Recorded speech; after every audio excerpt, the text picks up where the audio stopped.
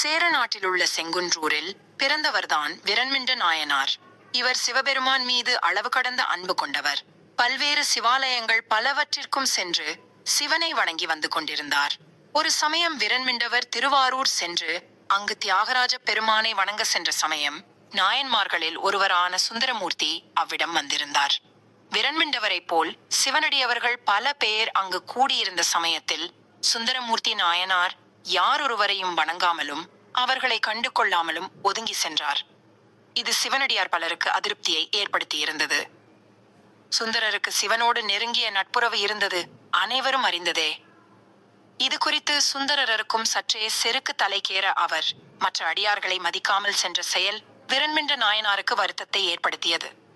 விரண்மிண்ட நாயனார் சுந்தரரின் கவனத்தை ஈர்க்கும் பொருட்டு அவரை அழைத்தார்.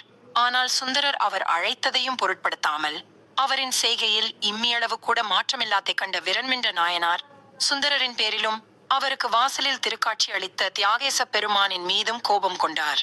திருத்தொண்டர்களுக்கு வன்றொண்டனும் புறம்பு, அவனை ஆண்ட சிவனும் புறம்பு என்றவர், இனி நான் திருவாரூருக்கு வருவதில்லை என்று சபதம் கொண்டார். அது மட்டுமின்றி திருவாரூருக்கு சென்று வரும் சிவனடியவரின் காலையும் வெட்டுவேன் என்று கூறி ஆண்டிப்பந்தல் என்ற ஊரில் தங்கியிருந்தார்.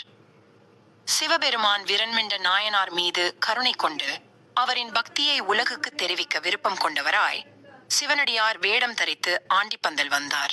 விரண்மிண்ட நாயனாரை சந்தித்தார். அடியவரே, நான் சிவதொண்டன். திருவாரூருக்கு சென்று என் ஈசனை தரிசிக்க வேண்டும். திருவாரூருக்கு செல்லும் வழி இதுதானே என்று விரண்மிண்ட நாயனாரை கேட்கவும் கோபம் கொண்ட விரண்மிண்ட நாயனார், நீ திருவாரூருக்கா செல்கிறாய்? இரு, உன் காலை வெட்டுகிறேனா இல்லையா பார் என்று அடியவர் வேடம் தரித்து வந்த சிவபெருமானை துரத்த ஆரம்பித்தார்.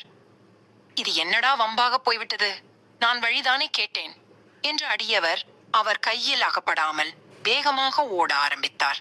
விரண்மிண்ட நாயனார் துரத்த சிவனடியார் ஓட என்று இருவரும் திருவாரூருக்கே வந்து சேர்ந்து விட்டார்கள். இப்பொழுது வேடம் தரித்த அடியவர் நின்றுவிட்டார். அதை கண்ட விரண்மிண்ட நாயனார், இத்தனை தூரம் ஓடிய நீங்கள் ஏன் நின்று விட்டீர்கள் என்றார். நீங்கள் என்ன சொன்னீர்கள்? திருவாரூர் மண்ணை மிதிக்க மாட்டேன் என்று சபதம் செய்தீர்களே, ஆனால் தற்பொழுது நீங்களே இம்மண்ணை மிதித்து விட்டீர்களே என்று கேலி சிரிப்பு சிரித்தார். அப்பொழுதுதான் விரண்மிண்ட நாயனார் தான் நின்று கொண்டிருப்பது திருவாரூர் என்பதை தெரிந்து கொண்டார். சிறிதும் தாமதிக்காமல் தன் கையிலிருந்த வாளால் தன் கால்களையே வெட்டி கொண்டார். உடனே சிவனடியார் உருவில் இருந்த சிவபெருமான் நாயனாரை தடுத்தாட்கொண்டார். சிவனடியார் உருவில் வந்தவர் சிவபெருமான் தான் என்பதை அறிந்து கொண்ட விரண்மிண்டர் அவரிடம் மன்னிப்பு கோரி சிவபெருமான் மேல் பாடல்களை